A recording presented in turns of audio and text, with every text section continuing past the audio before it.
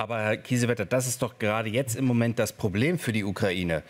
Maria hat es angesprochen. Biden und Keir Starmer haben erst mal gesagt, nein, ihr dürft unsere westlichen Waffen nicht für Ziele im russischen Kernland einsetzen. Der Kanzler kann sich jetzt daraufhin zurückziehen. Was bedeutet das tatsächlich? Ist das ein Affront gegenüber der Ukraine oder ist das einfach die Sorge, dass der Krieg eskalieren könnte? Noch weiter?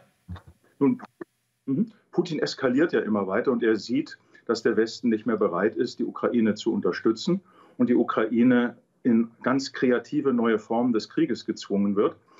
Die Ukraine wird das wirtschaftlich in irgendeiner Weise leisten können, aber es kostet immer mehr Opfer. Und unsere Verzögerung kostet jeden Tag Menschenleben hier. Und zweitens kostet es auch Glaubwürdigkeit. Und für Putin heißt es einfach, der Westen ist sich uneinig und damit kann er weitermachen. Er braucht nicht verhandeln.